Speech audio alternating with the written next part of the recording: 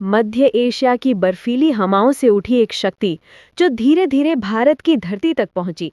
वो शक्ति थी तुर्कों की।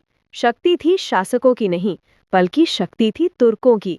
तो जी हाँ दोस्तों, आज हम जानेंगे कैसे तुर्कों ने मध्य एशिया से निकलकर भारत तक का सफर तय किया। नमस्कार दोस्तों, स्वागत है आपका हमारे इस वीडियो में। हम लोग पढ़ रहे हैं मध्यकालीन भारत और ये पार्ट 3 है। अगर आपने पार्ट 1 और पार्ट 2 नहीं देखा है वो देख लेना। चलिए अब वीडियो में आगे बढ़ते हैं। हम जानने वाले हैं तुर्कों का उदय एवं भारत पर आक्रमण। ये तुर्क कौन थे और किस जनजाति के थे? देखिए, ये तुर्क लोग मध्य एशिया के विशाल घास भूमि और रेगिस्तानों में रहने वाली एक खानाबदोश यानी घुमंतु जनजाति थे। वे घोड़ों पर सवार होकर घूमते थे, भेड़ बकरियों का पालन करते थे और अपने जीवन का आधार चरागाहों और युद्ध पर रखते थे। उनकी जीवन शैली बहुत ही गतिशील थी। एक जगह ठहर कर नहीं रहते, बल्कि अपने पशुओं के लिए चरागाह ढूंढते हुए घूमते रहते थे। इस जीवन शैली ने उन्हें युद्ध में अत्यंत दक्ष बना दिया। अब्बासी खलीफा और तुर्क सैनिक 8वीं-9वीं शताब्दी में जब अब्बासी खलीफाओं का बगदाद में शासन चल रहा था, तो उन्होंने तुर्क सैनिकों को अपने राजदरबार में बुलाया। तुर्क लोग इतने बहादुर और वफादार थे कि खलीफा उन्हें अपने व्यक्तिगत सुरक्षा बल यानी गार्ड और राजमहल के अधिकारी बनाने लगे। यहाँ तक कि कुछ तुर्क सैनिक खलीफा के बेटे भी बन गए। इस तरह तुर्क लोग खलीफा के विश्वास के पात्र बन गए और उनकी शक्ति बढ़ने लगी। इसी समय ईरान इराक क्षेत्र में सामान्यद राज्य का उदय हुआ। जब अब्बासी खलीफा की शक्ति कमजोर पड़ रही थी, तो ईरान और इराक के कुछ हिस्सों में सामान्यद राजवंश ने अपना राज्य बना लिया। ये लोग फारसी सभ्यता के अनुयायी थे और इन्होंने अरबी संस्कृति के साथ साथ फारसी भाषा और कला को भी बढ़ावा दिया। फिर आगे चलकर ये राज्य भी तुर्क सैनिकों को अपने सेना में शामिल करने लगा, जिससे तुर्कों की शक्ति और बढ़ी। अलपतगीन यानी 962 से लेके 977 ईस्वी पहला तुर्क शासक। जब समनिद राज्य कमजोर हुआ, तो एक तुर्क सैनिक अलपतगीन ने अवसर का फायदा उठाया। उसने अफगानिस्तान के गजनी शहर को अपनी राजधानी बनाया और वहां से अपना राज्य विस्तार किया। ये तुर्क लोगों का पहला स्वतंत्र राज्य था, जो बाद में गजनवी साम्राज्य बन गया। यही गजनी आगे चलकर बना भारत पर आक्रमण का केंद्र। अलपतगीन ने अपनी सेना में 1700 बहुत ही विश्वसनीय और दक्ष तुर्क सैनिकों को चुना और उन्हें अपना अधिकारी बनाया। उनमें से एक था सुबुक्तगीन, जो बाद में भारत पर आक्रमण करने वाला था। अलपतगीन ने उसे अपना बेटा बनाया और उसे अपना उत्तराधिकारी घोषित किया। अलपतगीन की मृत्यु के बाद सुबुक्तगीन ने गजनी की गद्दी संभाली। सुबुक्तगीन दूसरा तुर्क शासक सुबुक्तगीन था। सुबुक्तगीन अलपतगीन का दत्तक पुत्र था और गजनी का दूसरा शासक। वो एक बहुत ही शक्तिशाली और रणनीतिक योद्धा था। सुबुक्तगीन ने भारत के उत्तरी क्षेत्र में जयपाल के राज्य, जो कि आज के पंजाब और अफगानिस्तान के कुछ हिस्सों में था, पर आक्रमण किया। उसने लूटपाट की, धन और संपत्ति लूटी और वापस गजनी लौटाया। ये भारत पर तुर्कों का पहला बड़ा आक्रमण था।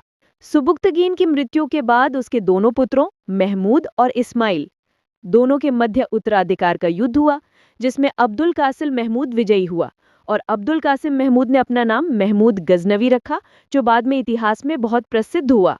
महमूद गजनवी 998 से 1030 ईस्वी। महमूद ने अपने शासन के पहले वर्ष में ही बगदाद के खलीफा अलकादिर बिल्ला से संपर्क किया और उसे अपना शासक मानने के लिए कहा। खलीफा ने उसे गजनी का शासक मान लिया और उसे सुल्तान की उपाधि दी। इससे महमूद का शासन धार्मिक और राजनीतिक रूप से वैध हो गया। अलकादिर बिल्लाह ने महमूद गजनी को दो बहुत ही गौरवशाली उपाधियां दी। एक है अमीन अल मिल्लत यानी मुसलमानों का रक्षक, और दूसरा है यामीनुद दौला यानी साम्राज्य का दाहिना हाथ। इन उपाधियों से महमूद की शक्ति और प्रतिष्ठा बढ़ गई। महमूद गजनवी इतिहास में पहली मुस्लिम शासक थे जिन्होंने सुल्तान की उपाधि धारण की थी। ये उपाधि उन्हें खलीफा से अलग एक स्वतंत्र शासक के रूप में स्थापित करती थी। गजनी का भारतीय अभियान। महमूद गजनवी 1000 ईस्वी से 1027 ईस्वी तक भारत में कुल 17 बार आक्रमण किया। महमूद ने भारत पर 17 बार आक्रमण किए। सभी आक्रमण लूटपाट और धन लूटने के लिए थे। वो भारत के धनी शहरों और मंदिरों को लूटने के लिए आता था। उसका उद्देश्य धर्म फैलाना नहीं, बल्कि धन और संपत्ति लूटना था। महमूद का पहला आक्रमण 1000 ईस्वी में हुआ, जब उसने भारत की सीमा के कुछ क्षेत्रों जैसे पंजाब और सिंध पर आक्रमण किया। उसने वहां के राजाओं को हराया और धन लूटकर वापस गजनी लौटाया। फिर जाके उसका दूसरा अभियान 1001 में हुआ, जब उसने हिंदू शाही वंश के राजा जयपाल के विरुद्ध आक्रमण किया। जयपाल ने अपनी सेना के साथ उसका सामना किया, लेकिन महमूद ने उसे हरा दिया। जयपाल ने अपने बेटे अनंतपाल को अपना उत्तराधिकारी बनाया और जयपाल ने अपनी हार का अपमान सहन नहीं कर पाया। उसने एक चिता बनाई और उसमें आग लगाकर अपनी जान दे दी। ये घटना भारतीय इतिहास में बहुत प्रसिद्ध है। 1006 में गजनी ने मुल्तान पर आक्रमण किया और वहां पर अब्दुल फतेह दाऊद ने बिना युद्ध किए ही आत्मसमर्पण कर दिया। इस तरह मुल्तान पर महमूद गजनवी का अधिकार हुआ। 1008 का हमला, महमूद ने फिर से हिंदू शाही राज्य पर आक्रमण किया। उसने जयपाल के बेटे आनंदपाल को वहन्य के पास हराया। आनंदपाल भाग गया और महमूद ने उसका राज्य लूट लिया। वहन्य की जीत के बाद महमूद ने सिंध पर आक्रमण किया और उसे अपने अधीन कर लिया। इससे उसका राज्य भारत के उत्तर से दक्षिण तक फैल गया। फिर जाके उसने 1018 की लड़ाई में महमूद ने गंगा घाटी में प्रवेश किया और वहां के गुर्जर प्रतिहार राजा राज्यपाल पर आक्रमण किया। उसने कन्नौज शहर को लूटा और धन लूटकर वापस गजनी लौटाया। महमूद गजनवी का सबसे महत्वपूर्ण आक्रमण था 1024-25 में सोमनाथ पर आक्रमण। इस समय गुजरात का शासक भीम प्रथम था। 3 दिनों तक भयंकर युद्ध हुआ, लेकिन महमूद ने जीत हासिल की। उसने सोमनाथ मंदिर को तोड़ दिया और वहां के सोने चांदी के खजाने लूट लिए। ये आक्रमण बहुत प्रसिद्ध है क्योंकि यहाँ से महमूद ने बहुत धन लूटा और इसे गजनी ले गया। इससे क्या पता चलता है दोस्तों कि राजाओं में एकता ही नहीं थी। भाई, जिसका लड़ाई है वो लड़ो, हम देखेंगे। इसलिए वे महमूद के सामने खड़े नहीं हो सके। आपको क्या लगता है, ये महमूद गजनवी हमारे देश पर ऐसे ही आक्रमण कर दिया? नहीं, उसने भी रणनीति बनाई होगी, उसने भी जासूस भेजे होंगे। जब उन्हें पता चल गया होगा कि यहाँ के राजाओं में आपसी मतभेद है, तो उसने इसका लाभ उठाया, अपने राज्य को यहाँ से धन लूटकर समृद्ध बनाया। खैर, चलिए आगे बढ़ते हैं। जब 1025 में सोमनाथ मंदिर से वापस जाते समय सिंधु नदी की निचली घाटी में जाटों ने इसका मार्ग अवरुद्ध किया और कुछ धन लूटने की कोशिश की। फिर वर्षा ऋतु आ गया और मोहम्मद गजनी को कुछ महीने वहां रुकना पड़ गया। लेकिन इसका बदला लेने के लिए फिर वो 1027 ईस्वी में जाटों के विरुद्ध अंतिम आक्रमण किया। इसमें इसने जाटों को कठोरता से दमन किया और वापस चला गया। श्रेविथी महमूद गजनवी के आक्रमण के प्रभाव। पहला प्रभाव, महमूद ने भारत के राजाओं को बार बार हराया, जिससे भारतीय राजनीति की कमजोरी सामने आई। राजाओं में एकता नहीं थी, इसलिए वे महमूद के सामने खड़े नहीं हो सके। दूसरा, महमूद ने पंजाब, सिंध और मुल्तान में अपने गवर्नर नियुक्त किए। इससे यहाँ मुस्लिम शासन स्थापित हुआ। ये भारत में इस्लाम के प्रसार का पहला कदम था। तीसरा, भारत में विदेशी आक्रमण का द्वार खोल दिया। महमूद के आक्रमण ने भारत में विदेशी आक्रमण का द्वार खोल दिया। बाद में तुर्क, अफगान और मुगल भारत पर आक्रमण करने लगे। चौथा, भारतीय कला को नष्ट किया। महमूद ने भारत के कई मंदिरों और कलाकृतियों को तोड़ दिया, विशेष रूप से सोमनाथ मंदिर को तोड़कर उसके धन लूटे गए। इससे भारतीय कला और संस्कृति को बहुत नुकसान पहुंचा। अब हम कुछ महत्वपूर्ण तथ्यों के बारे में जान लेते हैं।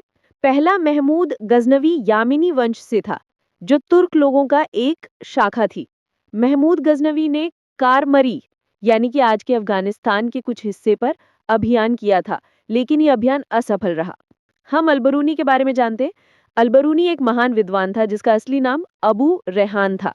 वो ख्वारिज्म यानी कि आज की उज़्बेकिस्तान से था, लेकिन महमूद के साथ गजनी आ गया और वहां बस गया। अलबरूनी ने भारत में आकर संस्कृत भाषा सीखी और भारतीय संस्कृति, धर्म और विज्ञान के बारे में लिखा। उसकी पुस्तक तहकीके हिंद बहुत प्रसिद्ध है। तो दोस्तों, हमने इस वीडियो में आपको पूरा डिटेल में बताया। अगर इसका एनालिसिस करें तो दोस्तों, तुर्कों का उदय सिर्फ युद्ध की कहानी नहीं बल्कि संगठन और अवसर की कहानी है। जो लोग खानाबदोश थे वही धीरे धीरे सैनिक बने, फिर शासक और फिर विजेता। अलबतगीन ने नींव रखी, सुबुक्तगीन ने भारत का दरवाजा खोला और महमूद गजनवी ने उस दरवाजे को पूरी तरह तोड़ दिया। लेकिन भारत की सबसे बड़ी कमजोरी थी एकता की कमी। हर राजा अपने अपने राज्य में बटा रहा और यही बिखराव महमूद की सबसे बड़ी ताकत बना। इतिहास हमें यही सिखाता है कि जब कोई देश भीतर से बिखर जाता है तो बाहर से आने वाला शत्रु उसे आसानी से जीत लेता है। तुर्कों की कहानी सिर्फ अतीत नहीं है, ये एक चेतावनी है कि शक्ति हमेशा उसी के पास रहती है जो एकजुट होता है। वीडियो देखने के लिए बहुत बहुत धन्यवाद।